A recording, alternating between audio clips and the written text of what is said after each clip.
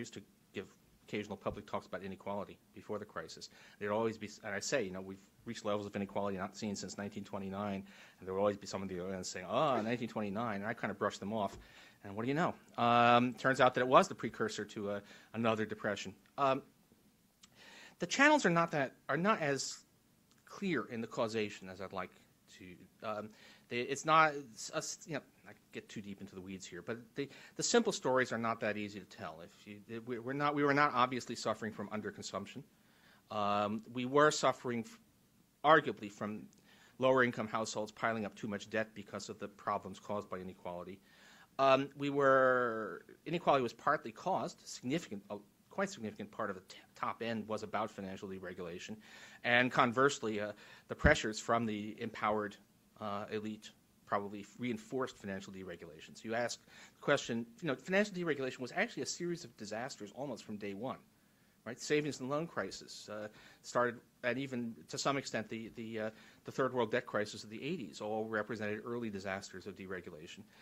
So why did we keep on doing it? And the answer has to be, at least in part, that they may have been disasters for the economy at large, but not for certain people. But I think the main story now, the main thing about inequality now, is that it is, in a couple of ways, contributing to our inability to deal with this. Political polarization is a large part of it, and the degradation of economic discussion. I mean, if we'd had this crisis in 1971, when Richard Nixon had just declared, I am now a Keynesian, I think we would have responded pretty effectively. We would have had quite a lot of bipartisanship in saying we need to deal with this. We would have had quite a lot of intellectual agreement on what needed to be done. So what happened to all of that? Well, the bipartisanship, the possibility of it, went away with political polarization, which is closely to inequality. That's as good a relationship as you're going to find anywhere in social science. And then if you look at what's happened to our economic discussion, you found that what was a sensible consensus about the way the economy worked, a set of views that actually has performed very well in this crisis. Okay, so if you took, economic joke, but if you had an ISLM liquidity trap view of the way the world works, you've been calling it almost entirely right since this crisis began.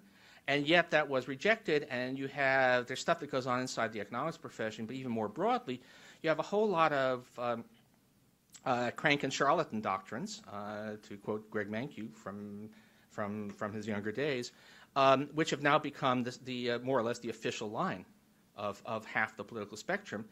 What do we know about these crank doctrines?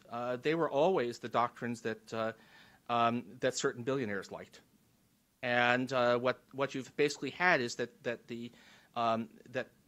bad economics that appealed to the self-interest and maybe the vanity of a few very rich people has now become mainstreamed because those very rich people are richer than ever, and they've essentially bought control of a large part of the political process.